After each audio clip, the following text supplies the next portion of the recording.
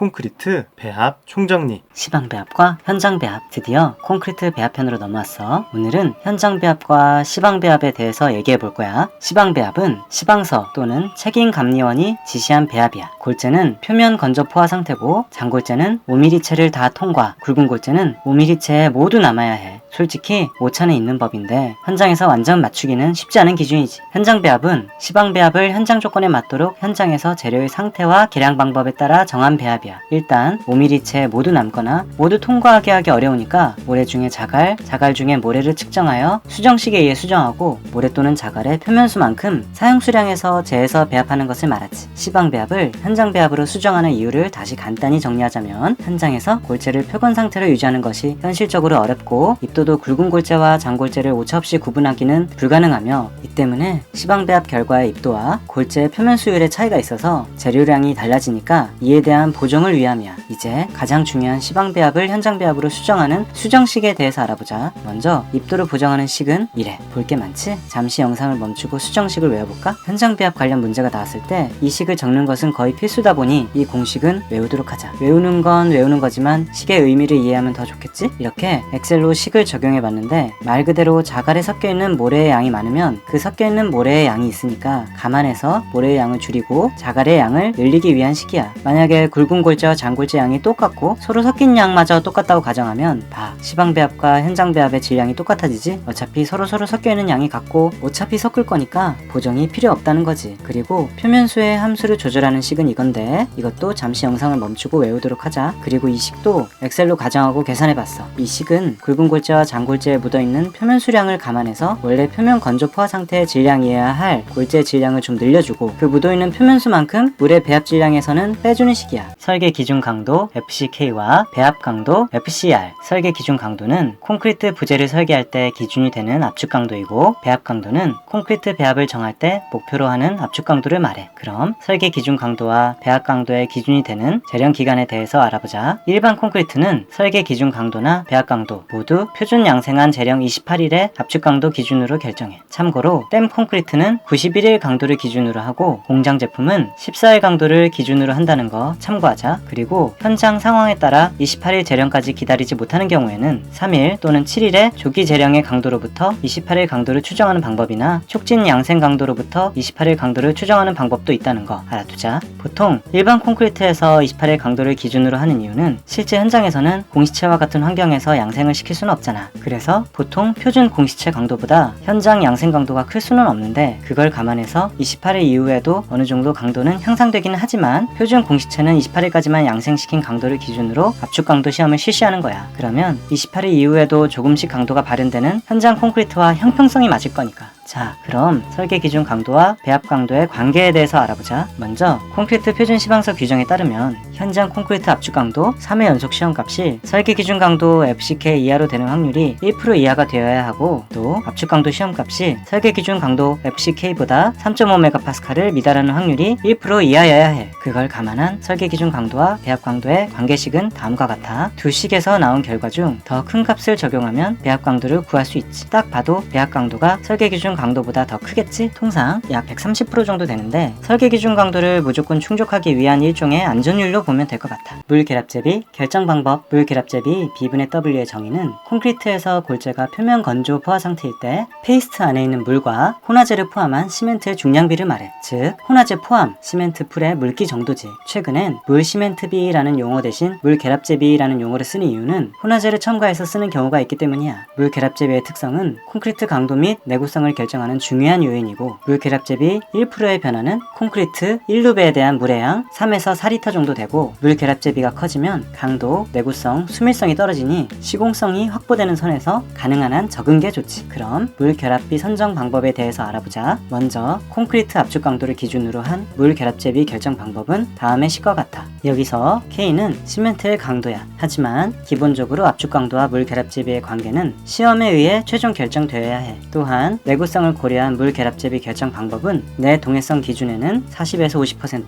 내 화학적 작용 기준 시에는 45에서 50%, 중성화 저항성 기준 시에는 55%야. 가급적 외우면 좋을 것 같아. 그리고 수밀성을 고려했을 경우는 물 결합제비 55%가 넘어가면 급격히 수밀성이 떨어지거든. 따라서 수밀성 고려 물 결합제비 결정 방법은 50% 이하를 표준으로 하고 있다는 것도 알아두자. 또 제빙 화학제를 사용 시에는 45% 이하여야 한다는 것도 참고해두고, 이렇게 물 결합제비를 선정해도 최종 물 결합제비의 결정은 아까 말한 대로 강도 시험을 결과로 결정되어야 하는 게 원칙이라고 했잖아. 앞서 말한 방법으로 선정한 물 결합제비를 최소 물 결합제비 값 플러스 마이너스 5%까지 고려해서 골재 치수, 골재량, 혼화제량 등을 토대로 시험 배치 1루배를 만들어 그리고 잘 비벼서 슬럼프, 공기량 등을 측정하고 시방과 일치하면 강도 시험용 공시체를 제작해. 만약 일치하지 않으면 단위 수량, 골재량을 조정해서 일치하게 만든 후에 공시체를 만들자. 그 공시체로 압축 강도 시험을 해서 배합 강도를 만족하는 최소 물 결합제비가 최종 물 결합제비로 결정되는 거야. 굵은 골재의 최대 치수가 품질에 미치는 영향. 굵은 골재 최대 치수란 질량비로 최소 90% 이상 통과하는 체 중에서 최소 치수의 체의 호칭 치수를 말해. 굵은 골재 치수가 품질에 미치는 영향을 정리해보자면, 굵은 골재 최대 치수가 38mm에서 40mm인 경우에는 소요 수량이 적어지고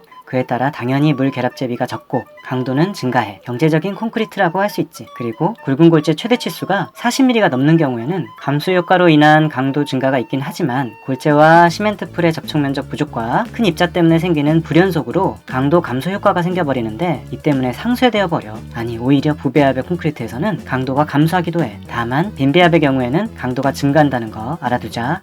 여기서 부배합이란 레미콘 안에 시멘트 양이 1루배에 대해 300kg 이상으로 많을 경우야. 그래서 많이 쓴다고 리치믹스라고 하고, 빈배합이란 1루배에 240kg 이하로 시멘트량이 적은 경우야. 이건 푸어믹스라고도 하는데 버림 콘크리트에 주로 쓰여서 린믹스라고 하기도 해. 얘기 나온 김에 배합에 따른 굵은 골재 최대 치수의 결정 방법을 말해볼게. 린 콘크리트에 주로 쓰이는 빈배합의 경우에는 100에서 150mm의 큰 치수의 골재를 사용하는 것이 유리해. 구조적으로 볼 때 25에서 40mm의 골재는 강도상의 이익이 없고 오히려 골재 저장 등이 어렵고 시멘트가 적다 보니 재료 분리에 우려가 크니까. 부배합의 경우에는 아까 언급했듯 40mm가 넘어가면 오히려 강도가 감소하니까 40mm 이내에서 사용하는 것이 좋아. 굵은 골재 최대 치수 결정 시 고려사항을 정리하자면, 먼저 강도, 그리고 재료의 입수 용이성, 경제성, 철근 배근 간격과 관련된 구조적 제한성, 그리고 시방서의 요구 조건을 고려해야 해. 그리고 마지막으로 공사에 따른 굵은 골재 최대 치수의 기준표를 참고로 보여줄게. 딸딸 외울 필요까진 없을 것 같은데 시험 때 쓸 수 있으면 완전 좋으니 외운다기보다 볼 때마다 멈추고 한 번씩 쭉 훑어서 눈에 익혀두자. 잔골재율, 잔골재와 굵은 골재는 5mm체에 남으면 굵은 골재, 통과하면 잔골재로 본다고 했지. 잔골재율이란 전체 골재 용적 대비 5mm체를 통과한 잔골재량이 차지하는 절대 용적 백분율을 말해. 이 식을 참고하자. 잔골재율이 작으면 자갈이 많은 거고 크면 모래가 많은 건데, 이게 워커빌리티, 강도, 내구성, 경제성에 영향을 미쳐. 그럼 잔골재율에 따른 콘크리트의 특성 변화에 대해 얘기해볼게. 표에서 보다시피 잔골재율은 정상치보다 감소시키면 자갈이 많아져서 슬럼프치는 올라가서 유동성이 증가돼. 그러나 재료 분리가 일어나서 공극이 대량 발생해서 강도와 내구성이 떨어져. 반면 잔골재율을 증가시켜 모래를 많게 하면 어느 정도까지는 강도가 상승하지만 어느 수준보다 더 증가시키면 공극이 증가해서 강도와 내구성이 떨어지지. 양호한 콘크리트 품질을 위해서는 적정 잔골재율이 존재함을 알 수 있어. 또 경제적인 측면에서는 시멘트가 콘크리트 생산가 중 가장 큰데 물 결합제비를 일정하게 하고 잔골재율을 낮출수록 슬럼프치가 커져서 단위 수량을 줄일 수 있고 결국 고가인 시멘트를 줄일 수 있으니 가장 경제적이 돼. 여기서 우리는 콘크리트 배합할 때 재료 분리가 일어나지 않는 범위에서 가능한 잔골재율을 낮추는 최적 조건을 찾아야 한다는 것을 알 수 있지. 그리고 지지난 시간에 공부했던 물 결합제비와 잔골재율의 관계를 보면 물 결합제비가 작아질수록 단위 시멘트량이 많아지고 시멘트 입자가 잔골재의 역할을 보충하니까 잔골재율을 낮출 수 있어. 보통 물 결합제비 1% 저하에 0.2에서 2%까지도 감소시킬 수 있대. 그럼 잔골재율에 영향을 미칠 수 있는 요인에 대해서 간단히 정리해볼까? 기술사는 정리가 중요하니까. 잔골재의 입도, 콘크리트의 공기량, 단위 수량, 단위 시멘트량, 그리고 혼화재료의 종류도 잔골재율에 영향을 미쳐. 그래서 간단히 결정될 수가 없고 반드시 시험에 의해 결정돼야 해. 이렇듯 종합적으로 따져야 해서 잔골재율은 콘크리트 배합 및 시공에서 어려운 요소로 꼽혀. 자, 그래서 적정 잔골재율을 결정할 수 있는 시험이란 뭘까? 주로 경험적인 요소를 바탕으로 슬럼프 시험을 육안 관찰하여 판단하게 되는데, 그림과 같이 같이 적정 장골제율을 찾으면 돼. 하지만 워낙 다양한 요소가 얽혀있으니 마냥 이것저것 바꿔가며 시험하고 있을 수는 없겠지. 일단 기준을 정해놓고 조건과 다를 경우 보정을 하게 되는데, 기준은 물 결합제비 55%, 슬럼프 80ml, 모래 조립률 2.8이야. 이것을 기준으로 장골제율과 단위 수량을 다음에 표처럼 보정하며 적정치를 찾아가야 해. 볼 때마다 그렇구나 하고 한번 훑어보자. 어차피 한 번 보고 말 거 아니잖아. 자기 것이 될 때까지 틈 날 때마다 머리에서 멀어질 때마다 반복 시청 부탁해. 그럼 오늘은 이만 끝.